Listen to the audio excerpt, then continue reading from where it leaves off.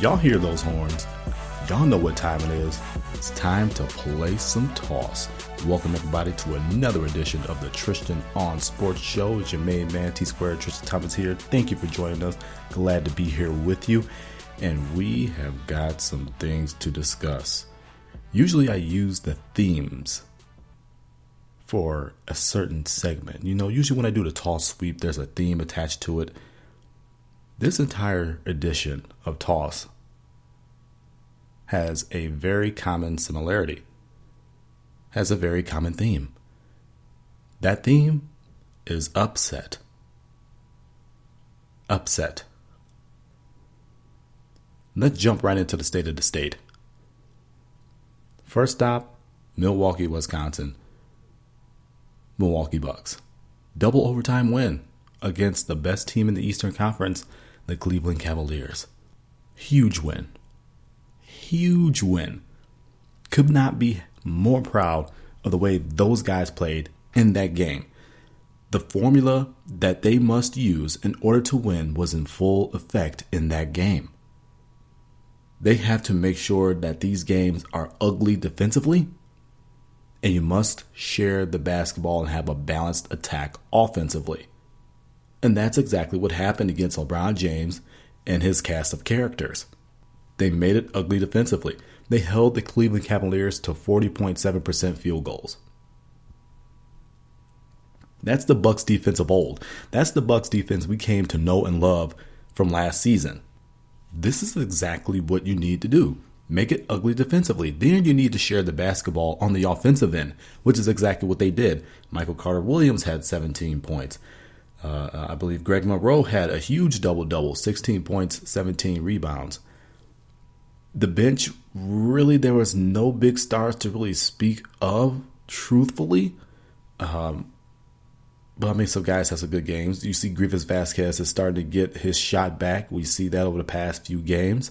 Jared Bayless continues to play very well off the bench, as well as a starting role. So, he's doing major work. But this was really a complete and total team effort. The bench didn't completely blow it, and they did not get outside of themselves. They played the formula that they needed to play in order to come up with a huge win. Yes, it took them 2 overtimes. Let's be clear. The Cavaliers are a very good squad, and they're not even fully healthy yet. Neither are the Bucks, but the Cavaliers are this good, and they're not even fully healthy yet. And you played that way against those guys. I have them coming out of the Eastern Conference in the finals. So to play that way, to play with that kind of a formula, that's the way this Bucks team needs to play. Now, after that win, they got their record to 5-5, which is 500. That's after that win. This entire division was at one point at 500 or better. Very tough division. I did not see this division falling this way, but it's been very tough 10 games in to the season. They played early tonight, as I'm taping this on a Tuesday for Wednesday premiere, and got the barn doors blown off of them by the Washington Wizards. Now, I have a problem with tonight's game because they stepped outside of themselves. They did not play the way they played on Saturday. They did not play disciplined. They did not play under control. Saturday's game was an upset. A lot of people did not pick the Bucks to win that game, and rightfully so. Cavaliers came in, winners of 7 straight, 8-1 overall. Rightfully so.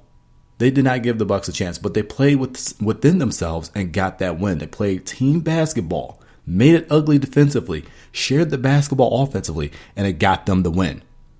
Tonight was not the case. They had a lead, and then they got outside of themselves, started shooting jumpers, weren't sharing the basketball, could give a damn about the defense. They left so many seams and so many lanes open for John Wall to get through. They had so many easy baskets for Gortat. Guys shooting lights out. It was an absolute ridiculous game to watch. This is the ebbs and flows with this young team. Sometimes they get it, and sometimes they don't. And you have to learn how to practice patience with them. But God, is it frustrating. It is absolutely frustrating to see it because you see flashes of brilliance from this team, a la Saturday night. against the defending Eastern Conference champions. And you come out with a thrilling 2 overtime win because you play within yourselves, with each other, for each other. Defensively, you were stout. Offensively, you shared the basketball. And then you come to Tuesday night, you go to Washington, and all that goes out the window. Like, y'all just all forgot how to play with each other. You all forgot what this team should be about. It was a tough watch tonight. It was a very tough watch tonight because you know these guys are better than that. And yes, they're still not fully healthy. Now you're without Jabari Parker for a little bit again because MRI shows that he has a mid-foot sprain. Something that my nephew is now calling the Simeon curse. You see Jabari Parker's having problems with his knee and now his foot. And you see all the problems that Derrick Rose is having. He sprained his ankle. Despite all he's got blurred vision. He sprained his ankle. We already know about the knee problems. He's calling it the Simeon curse from Simeon High School. Those guys getting hurt and continuously getting hurt. And you hope that that's not the case. You hope these guys get fully healthy and show what they can do. But now you're without Jabari Parker. You're still without OJ Mayo, even though he made the trip with the team to Washington. I believe he dressed, but he did not play. Not 100% on that, because when you're watching the game and you're just appalled by what you're seeing, you kind of forget who's dressed and who isn't. It's early in the season. We're 11 games in. It is no time to panic. You're still not healthy. But at the same time, this kind of helter-skelter play, you can't afford it. You just cannot afford it because this division is turning out to be a lot better than you thought it was. Every team was 500 or better in this division. Again, we're early into the season, but at the same time, you don't want to start losing ground because I don't foresee this division completely dropping off. I see this entire division still being very competitive. So you cannot afford to lose ground early on in the season. You can't afford to continuously regress after you do some good throughout this season. I think that's youth showing, rearing its ugly head. But I still have faith in Jason Kidd and that coaching staff and these players to get it together, get it hammered into their heads that they need to make games ugly defensively. You need to hold teams down to 40% shooting. That's the gold standard. It's close to where you were last season, holding to 40% shooting, keep teams down into the 90 points or, 90, 92 points, keep them in the low 90s because we know this team is not an offensive juggernaut, so they're probably only going to score 96, 97 points per game. Right now, they're right at 97 points per game this season. You can't afford to try to go and get in the shootout with other teams because you're going to lose. You don't have that type of firepower. That's not who you are. Yes, it's the NBA. You're going to have those type of games where your defense is just not working. Guys are out there and they're on offensively and they're going to make plays. We understand that. It's a long 82-game regular season. We understand that. But you cannot continuously do some good one game and then forget how to play the game of basketball the next game. Because that's how I felt that this game went. I felt that Saturday they really played Bucks basketball. Tough defensively, share the ball offensively. That is Bucks basketball. That is the type of team that you are. That is what got you the 6th seed in the Eastern Conference last season and got you 41 wins when you had 15 the year prior. You're not an offensive juggernaut. You are a stout defensive ball club. You are a share the basketball offensive ball club. Stay within yourselves. If it's getting you wins, what does it matter how it looks? I would much prefer an ugly game. As long as the defense is working and you're keeping guys into the low 90s, hell, I would even love to see other teams be in the 80s with this type of defense. As long as you're keeping guys down that far and you're scoring your 97 points per game, you're going to get a lot of wins. But that does not happen with this type of inconsistent play. And that is what we've seen over the first 11 games in this season. At some point, guys have got to get it. You can't sit here and continue to say, oh, they're not healthy. They don't have everybody back yet. There's going to be a certain time where that excuse is no longer useful. I mean, it's really not an excuse. I mean, it's the truth. You're not healthy. You're not healthy. You don't have everybody back. Everybody's kind of playing outside of position, and it shows at times. But at the same time, you have to go out there and be able to play. You have to go out there and be able to make plays. You have to go out there and grind it out for the win. And that's not what I'm seeing early on in the season, 11 games in. Guys have got to understand how to play. Guys have got to understand what type of team this is, and they have to go out there and make the proper plays.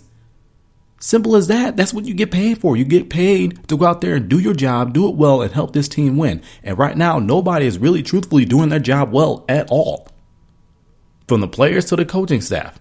Because they're not doing a really good job of making these guys get it. I'm trying to be patient. I'm trying to be calm, but you're 11 games in. When are you going to start getting it? When are you going to start understanding that, hey, we don't play the game like this. We don't let guys run roughshod over us. We play tough defensively. We share the basketball offensively. We grind it out for a win. It does not need to be pretty every single night. But this is the type of team that you are. Stop trying to play outside of yourselves because it's doing nothing but getting you into trouble. That's all it's doing. It's getting you to a ton of trouble. It's making you helter-skelter, very inconsistent, and very frustrating to watch. For fans and the coaching staff alike. At this point, it's not about expectations that the public is putting on you or analysts are putting on you, all the pundits are putting on you, even people like myself are putting on you. I'd be happy with seeing some consistent play. If the Bucks would have lost tonight in a 97-95 game or 97-93 game, I would be fine with that because I know they will have played within themselves. They would have played tough defensively, shared the ball offensively. But that's not what happened. They let Washington score, 115 points, while they only scored, I think they were at 80s or 90s. That's not who you are. That is not who you are. So I think Jason Kidd and his coaching staff need to do a better job of hammering home what is their identity. This is your identity. You need to be tough defensively, share the ball offensively. I don't understand what's so difficult about going out there and executing that. You guys have played games with each other. Yes, people have not been healthy, but at what point do you get it? You got to get it sometime, and you need to get it sooner rather than later. But I'm going to try and be calm because there's a lot of season left. We're 11 games in. You're trying to be calm. You're trying to be cool. You're trying to be collected. But at the same time, it is a frustrating watch. Frustrating watch sometimes with this ball club because you know that they're better than that. They've shown it. You know they have the capability of going out there and getting after it on the defensive end every single night. You know they have the ability to go out there and get an assist on almost every single basket that they make every single night because they have done this before. You've had a nice little winning streak. You could put things together and go for a longer winning streak. The thing is, you need to be consistent, and right now you're not very consistent. And the record is displaying that. The scores are displaying that. The play on the court is displaying that. I think tonight was the first time that I was really absolutely disgusted with watching this ball club. I've been frustrated, but that was disgusting to watch. That second quarter tonight was just awful to watch. You had a lead and then you cough it up. And then now all of a sudden you're down by 20 plus. That's not Bucks basketball. That's not what you want. Those guys need to get more consistent, get it through their heads on what type of team that they are, and go out there and adhere to that identity. Guess we got to wait for guys to get healthy for that to happen, huh? Guess we got to wait on Jabari Parker to come back. We got to wait for O.J. Mayo to actually step foot onto a basketball court in an actual uniform as opposed to his street clothes or warm-ups or whatever the case. Guys got to get healthy. Guys got to play their roles, and guys have to be consistent and understand what the identity of this ball club is. The sooner they do that, the sooner they'll get back on a winning track. So great win on Saturday night against the Cleveland Cavaliers. Double overtime, 108-105 victory there. I think they could play like that a lot more often. If they do, you're going to see a lot more wins. But you got to get consistent. Stop being so damn hard-headed. Play to your strengths, not the other team's strengths. As we cruise along here on the state of the state, we're going to go and stop in Green Bay, Wisconsin. Or actually, it's Ashwaubenon is where the Packers actually are, believe it or not. For those of you who don't know that, they're not actually in Green Bay. They're in Ashwaubenon, which is pretty much like a block away from Green Bay. But I digress. We're going to Green Bay, Wisconsin for the Green Bay Packers. And if my voice sounds a little bit funny, if I sound a little bit emotionally and physically drained, it's because I am. I was actually at the Packers versus Lions game this past Sunday. It was the first game I've gone to this season. I've seen this club for the first time up close this season. And most of you may have seen my post on the Facebook page, facebook.com/TOnSportsShow, about me being up close and personal with this team, seeing every single snap of that game, and telling you guys that the struggle is real. And it is very real. I watched every single snap of that ball game. I went back and rewatched every single snap of that ball game.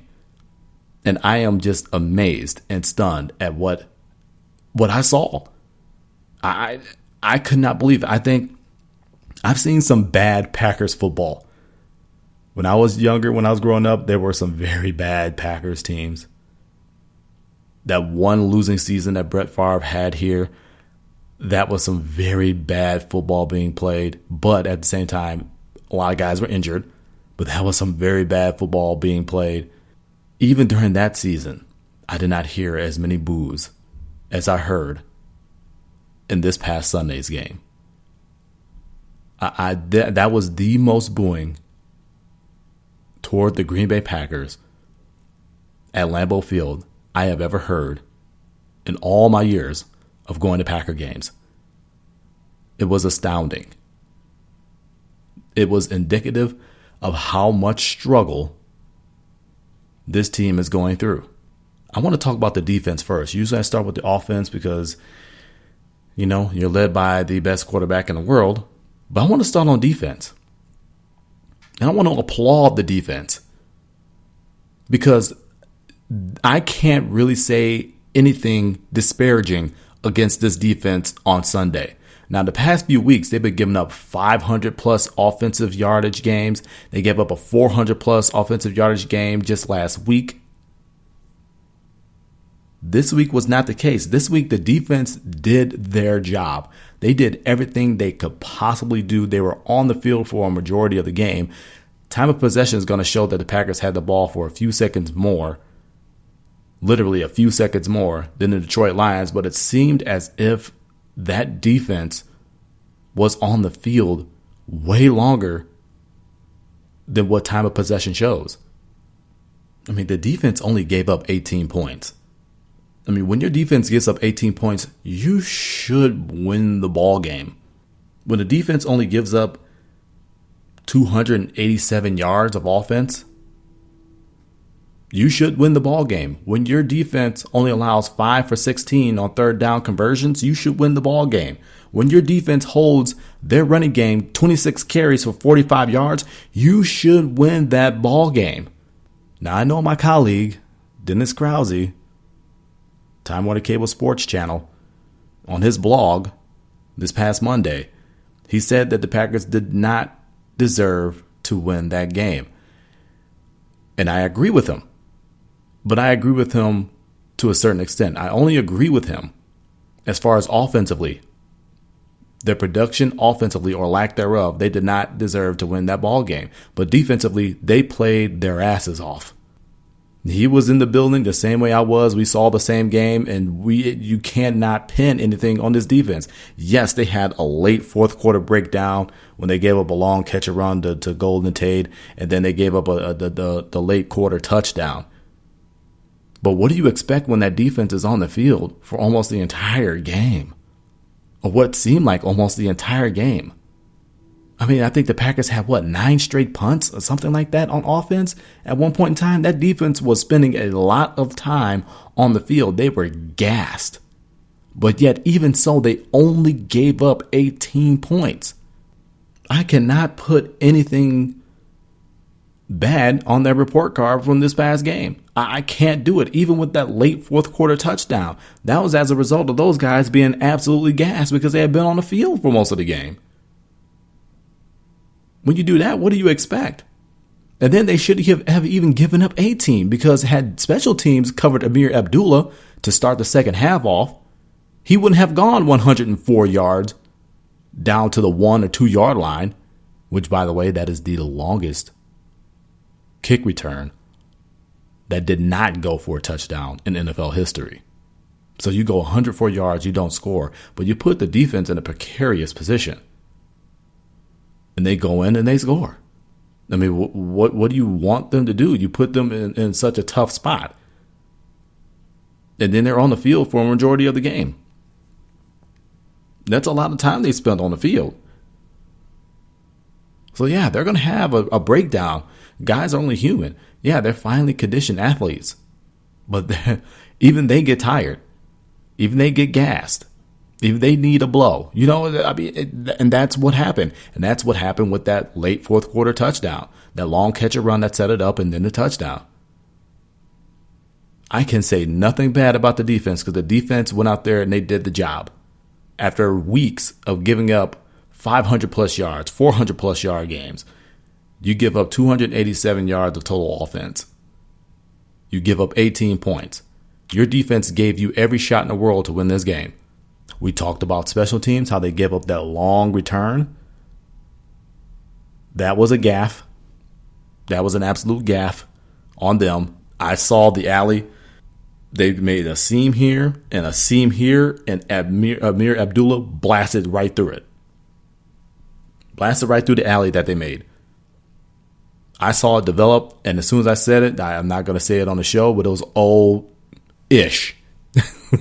I saw it develop. I'm like, oh my gosh, he's gone. And he almost was.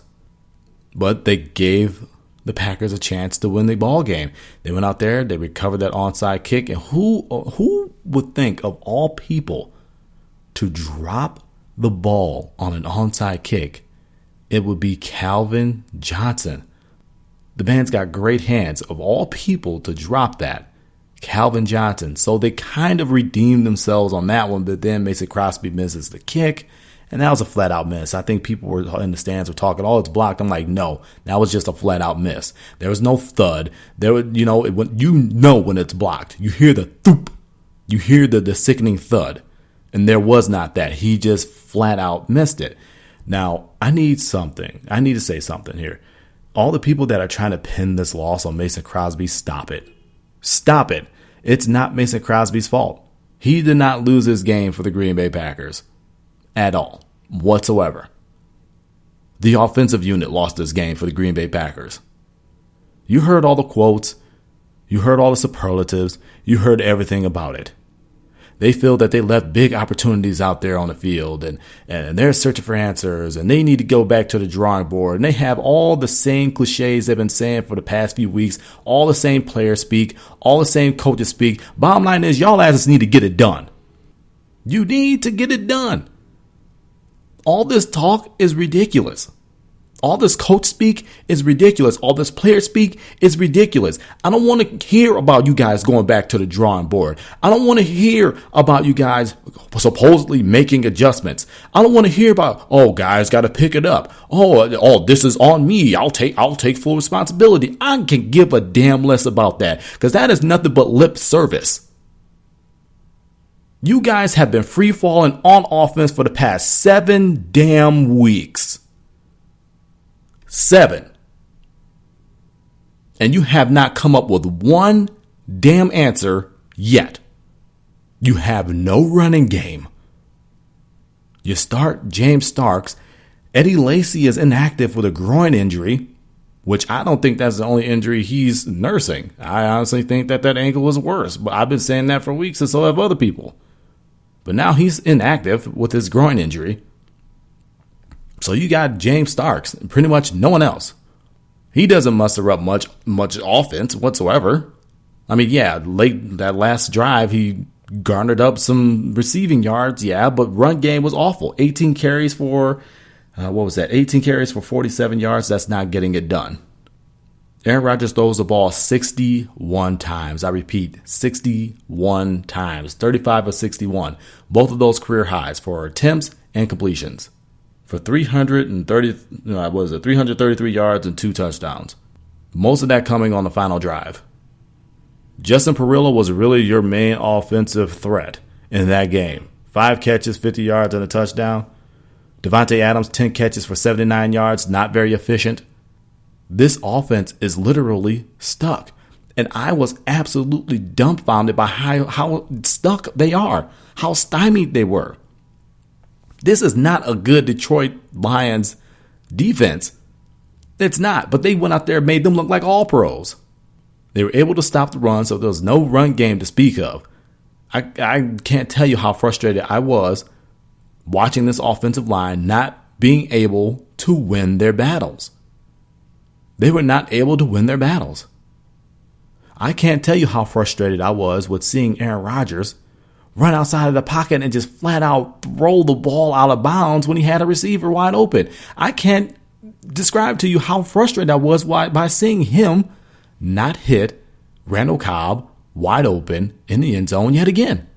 Same as last week.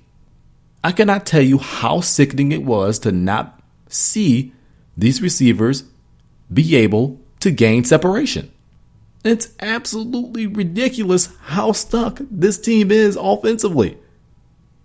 I thought maybe I was just seeing something different on television. I thought maybe this isn't right. This can't be right. No way. And I'm a guy who goes back and watches the games at least twice.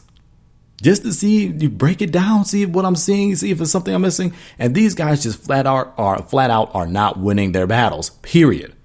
They're not opening up holes in the run game. And the few holes that they do open, it's due to holding. So they get called back and they have to redo it again.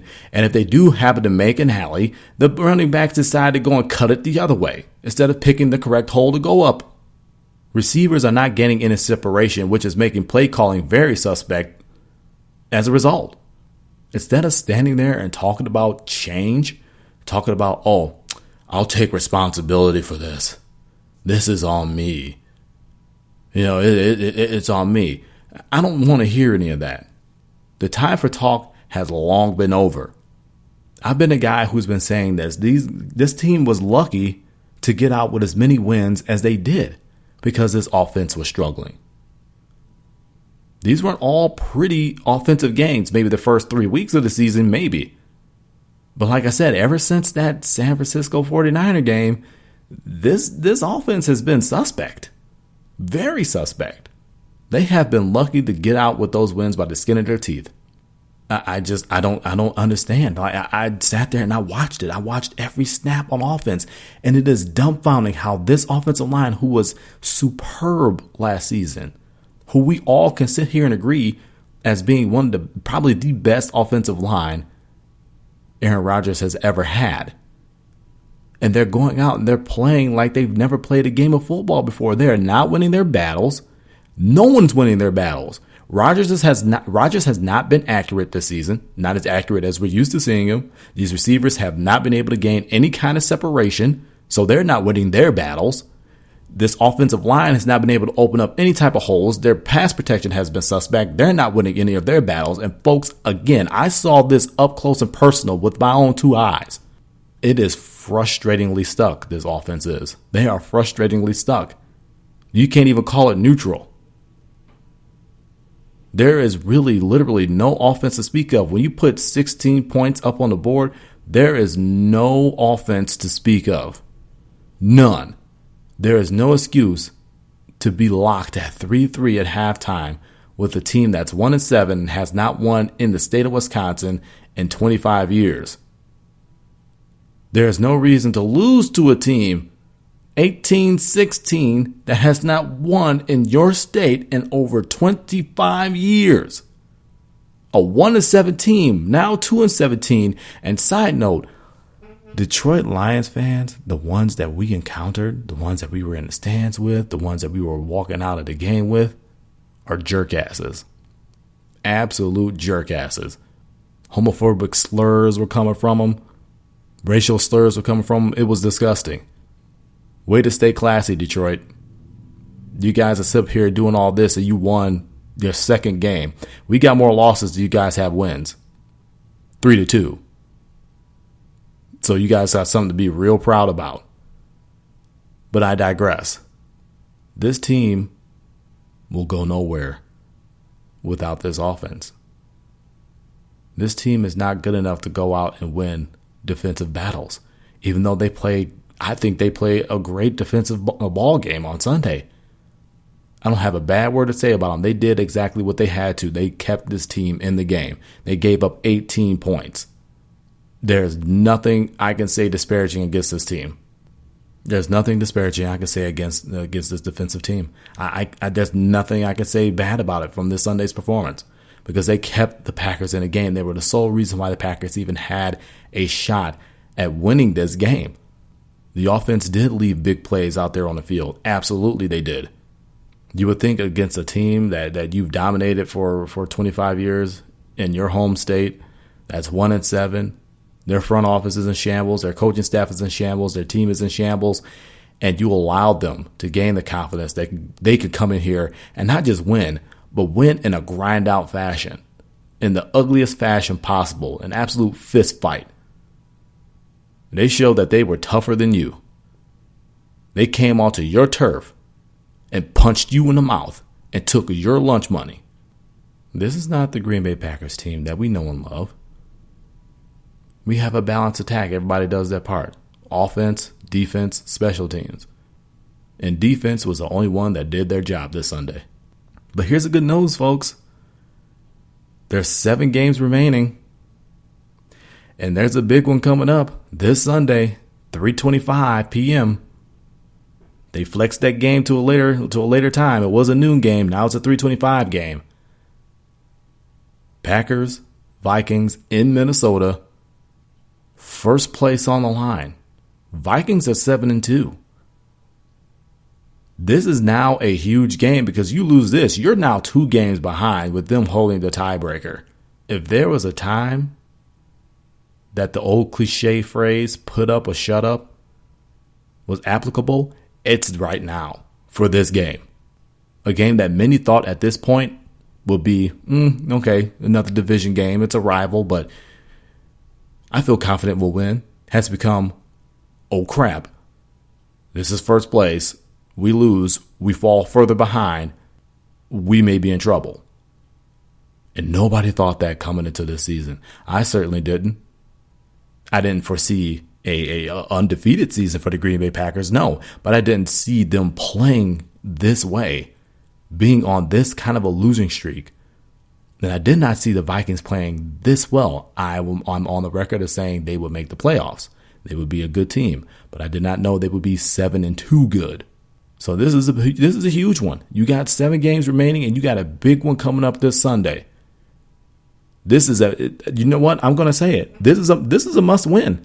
This is a must win. If you don't agree, get at me on Twitter at the20double on Twitter. You can also get at me on the Facebook page, facebook.com/TON Sports Show, TON Sports Show. Let me know if I'm wrong. I think this is a must have. This is a must win, because you can forget home field advantage. That's not happening. There is no home field advantage. You've fallen far behind. You can forget that. You may be able to get a 2 seed. But I don't think the Carolina Panthers are relinquishing home field advantage. Not this season. I think they have put it together. They are ground and pound. They've won games pretty. They won games ugly. They're still undefeated. I don't see them coughing up that number 1 spot. Not anytime soon. I think there's still hope for you to get a 2 seed. But the Cardinals are playing very well too. The Cardinals, I think, are very legit. So you need to watch out for them too. But this is a must win on Sunday against the Vikings. This is a must win. You guys have got to have it. There's no other way. It's time for you to snap out of this slump. Whatever is wrong with you guys, you need to slap the hell out of each other. Whatever the case it is, you need to snap out of it. It's time to play football, because the last few weeks, you guys have not been playing offensive football whatsoever. The defense looks to have gotten their thing, got their act together this past Sunday. We don't know. We'll see. You're going up against a better offense. The defense, they looks like they may have got things together, but this offense has got to do the same thing. If you got to do it at the same time. You guys have Super Bowl aspirations. You're not going to get there like this. I may be stating the obvious, but the obvious is the truth. Proof is in the pudding. We've all seen it on the field, and I saw it with my own two eyes. You guys are stuck. You guys are not winning your battles, and all that needs to change, and it needs to change quickly, and it needs to start this Sunday against the Minnesota Vikings. First place in NFC North on the line, and quite possibly a number 2 seed. And we're at that point in the season where we can start thinking playoff seeding. At least I think. You got to start thinking that way. You have to position yourself right for a playoff run. You got to be able to start playing your best football at this time of the year.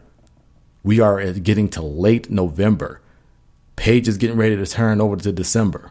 This is where you make hay. And if you are not playing well at this time of the season, you can forget every single goal that you set when it was still warm outside. It's not going to happen. So get it together. You got a big one against the Vikings this Sunday. First place in the NFC on the line. It should be a good one. Should be a really good one. And I'll give you guys my quick toss on Sunday. We'll see if those guys go ahead and win. Coming up on Toss, we're going to continue with this theme on the Toss Sweep of upset. We got to talk Badgers, and we got to talk a little bit of MMA. The upsets continue. We'll be right back.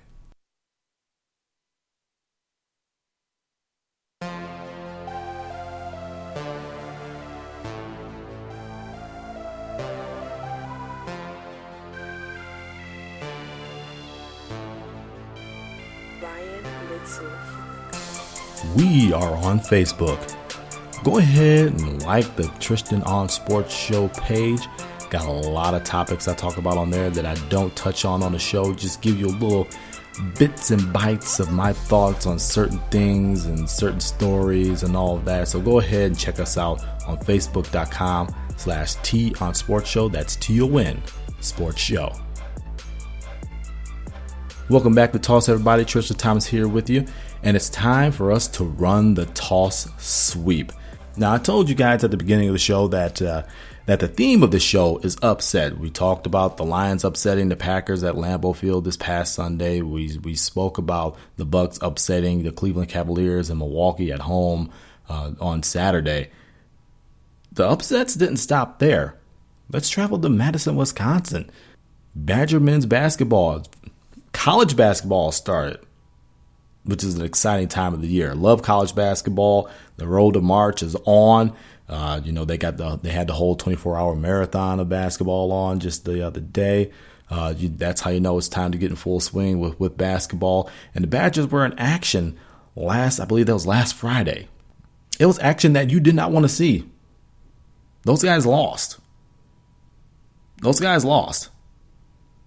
69-67 at home to Western Illinois. Let me repeat that. They lost at home at the Kohl Center to Western Illinois 69-67. They took this squad lightly, and they got bit. They did not play the type of defense that we're accustomed to seeing a Bo Ryan team play. They really didn't play very good offense either. They had to make a furious comeback late in the second half to even do it. This was not really the type of Bo Ryan ball club type of performance that we're used to seeing from those guys. Now, Bo Ryan had a great quote after this loss.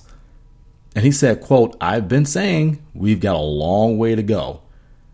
But we play Sunday, we play Tuesday, we'll see what we can find." In other words, they're still searching for their identity. They're still searching for playmakers outside of Bronson Koenig and Nigel Hayes. You could be a good team with Nigel Hayes and Bronson Koenig being that 1-2 punch. You're not going to be on the level of the team that you've had the last 2 seasons that went to the Final Four, should have won a national championship last season. But you don't need a Sam Decker and a Frank Kaminsky to be at least a decent team. I think he's still kind of searching or they as a team are still searching for their identity, because that was an awful loss. But you know what? There have been awful losses all across the NCAA earlier this season. Virginia lost just yesterday. Wichita State lost to Tulsa earlier tonight. There's some bad basketball being played right now by teams that you would not expect. Wisconsin being one of them. Yes, we knew they were going to regress just a bit with losing players like Frank Kaminsky, who was the National Player of the Year, and Sam Decker, both those guys who are in the NBA, even though Sam Decker is now in the D League. But you can be a good team without those guys, and you have to search for what kind of a team are we? You have to stay within that Bo Ryan system. It works. It's proven. The guy takes you to the NCAA year in and year out. He's taken you to the Final Four the last 2 seasons. You were within a few points of the national championship last season. He kind of knows what he's talking about. Okay? I think I will trust him fully. So this team, I guess they're just searching for playmakers. They're searching for their identity, and they really need to buy into the system, play with each other, play for each other. And in that game, they did not. It was just a disconjointed effort. But they won their games. You know, they won the last 2 games. Like you said, they played Sunday, they played Tuesday. They won both of those games. So maybe they're getting back on the right track, but what can you really tell? You know, it's early season. So you're definitely going to keep an eye on those guys, because you cannot afford horrible losses like that, especially at home. I mean, to have that on a road, maybe even a neutral site, that's one thing. But at the Kohl Center, from the Grateful Red, against a Western Illinois, come on, guys. Come on. You're better than that. But like I said, they won the last 2, so it kind of makes you feel a little bit better. But that was shocking. That was shocking. It's not happening just to the Badgers. It's happening to some really good teams. Like I said, Wichita State lost to Tulsa. Virginia lost last night. These are good teams that are losing early on in the season, and I don't know what it is. Maybe they're trying to search for their identity. Maybe they're taking teams lightly, but you cannot afford that, because any and everybody can win on any given night, and we're seeing that already. Let's fly out on this toss sweep to Australia and talk a little UFC. Y'all know where I'm going with this. The women's bantamweight champion of the world, Ronda Rousey, stepped into the octagon to defend her championship against a former 19-time world boxing champion, Holly Holm, who Dana White did say in an interview he brought Holly Holm in to challenge Ronda Rousey, and she did more than that. She flat out knocked her out. No longer the bantamweight champion and new women's bantamweight champion, Holly Holm. Amazing performance. Amazing performance. That is the most punishment anyone has seen Ronda Rousey take. And it was all due to Holly Holm's footwork. Her footwork gave her distance, allowed her to strike and to strike cleanly, did not allow Ronda to get any type of grappling to go on. She worked that girl. She worked her. They call it the sweet science for a reason, man. You don't try to stand with a real boxer. And that's what Holly Holm showed Ronda. We saw Ronda cannot stand with a real boxer. Her footwork, her jabs, or those straight punches gave her the space to land that head kick and knock her out. It's amazing what footwork would do for you. That's why they say it's the fundamentals, man. When you ain't got any good footwork in any sport, you're going to lose your battle. You're going to lose your battle without good footwork in any sport. It goes for boxing. It goes for football. It goes for basketball. It goes for baseball. You can apply that to almost every single sport. If you do not have good footwork, you're going to lose your battle, which is going to make you lose games and matches and whatever your sport is. It's going to make you lose. Flat out. So it was an amazing performance by her. Like I said, I was just impressed by her footwork. Like I said, she's a boxer. She has some lethal head kicks. We saw that. And even her last fight, I forgot the woman that she fought, but man, she was hurting her with those body shots. Like, you just see her just wincing. Her face just, she just abused that girl with just straight punches, jab, kept good space, kept good distance, great footwork, and was landing kicks like no other. And she did the same thing to Ronda Rousey. A lot of people felt that Ronda should, had that coming. I'm not in the realm of saying that. I mean, look, she's a badass, and when you're the champ, when you're on the top of the world, you're undefeated, you're just running through everybody, you're just dominant. Look, even the most dominant fighters have run into one. Even the most dominant fighters have run into one. Lennox Lewis has had his losses. Mike Tyson, probably one of the most dominant fighters of all time, has had his losses. Muhammad Ali has had his losses. Smoker Joe Frazier has had his losses. I mean, the great ones have their losses. People are going to sit there and point out that Floyd Mayweather didn't have his loss. We get that. That's a rarity. But most of the greats have a loss. So now the real test is for what's next. When is Ronda going to get back into the octagon? How is she going to come back from this? I wouldn't be surprised if there was a rematch with her and Holly at UFC 200. I mean, they're making that to a huge mega event. It's UFC 200. So I would not be surprised if that fight is on the card for UFC 200. I'm not saying that it's going to be, but I'm just saying do not be shocked if that gets booked. I think Ronda's going to take a little time off, and deservedly so, because she's been fighting quite a bit. Heal your wounds, come up with another game plan, get better at some things. Because everybody's seeing that she's exposed a little bit. Good footwork, great striking. You got a chance against her. So she's going to go. She's going to take some time off. She's going to clean some things up. Maybe do a movie. Probably. But I would not be surprised if at UFC 200, we see the rematch between Ronda Rousey and Holly Holm. Hell of a job by Holly. Congratulations. You shocked the world. That's probably the biggest upset of the entire weekend. And it was a fun one. It's always good to see when the underdog comes out on top. And now we get to see, okay, what's the former champ going to do? It's going to be very intriguing. There's a lot of good fights coming up.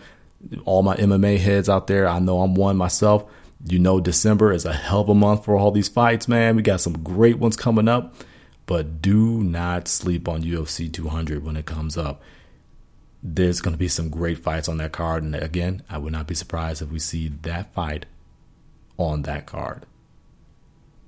So that's the state of the state, and that's the tall sweep, y'all. I mean, Bucks, inconsistent at best. Need to learn how to get it together. Packers, I've been saying the same things for weeks. Now it's put up or shut up time.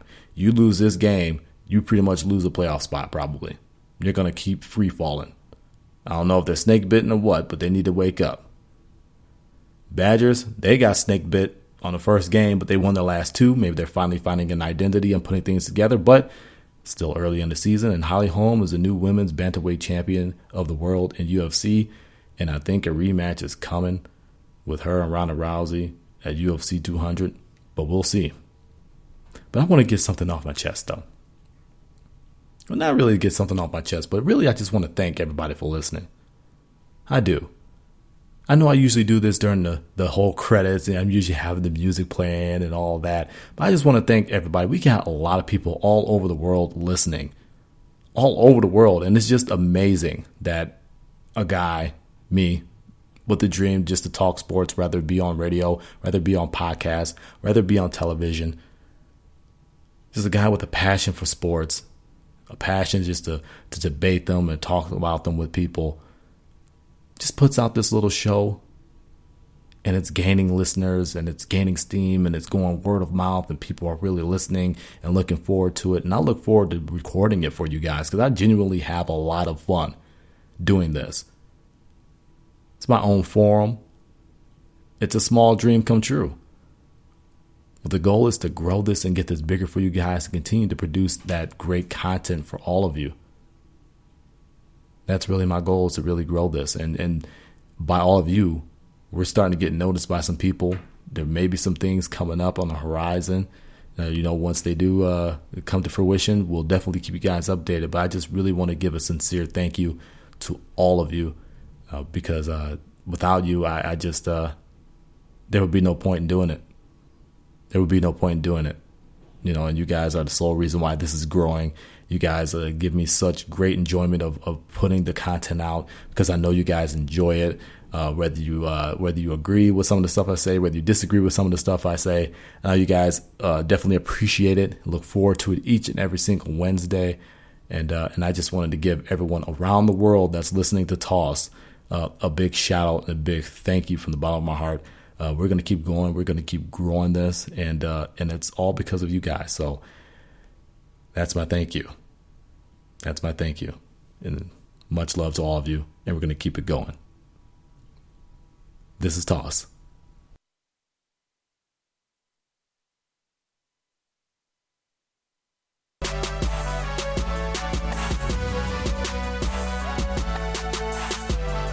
All right, y'all, it's time for me to get on up out of here. This is T-Squared Tristan Thomas with another edition of Toss for all of you. Thank you guys for joining us. Thank you for listening. As always, you know how to get a hold of me on social media. I'm at the20double on Twitter. That's at the20double on Twitter. Get at me there. I always have small barbs and things about certain objects and certain things going on there. Just had a big sound in the background. But get at me on at the 20double on Twitter, as well as Facebook, facebook.com/T on Sports Show. That is TON Sports Show. Get at us on the Tristan on Sports Show page. Always, like I said, I post a lot of things on there, sports topic wise. Get at me, debate me. Talk to me. Let me know if there's anything you guys wanted to touch on that I didn't touch on the show. Maybe I'll be able to put it out on the page, or maybe I might do a segment about it on the show. So TON Sports Show. That's at facebook.com/TON Sports Show. You guys know we are on iTunes. We are also on Stitcher, and we are also on Libsyn. That's Toss Show, TOSSSHOW.LIBSYN.com. You can find all those links on the Facebook page, TONSportsShow.com. So, as I said before, it's time for me to get on up out of here. This is T-Squared Tristan Thomas reminding all of you that dreams don't catch themselves. Get up, get out, and get after it. Until next week, so long from Toss.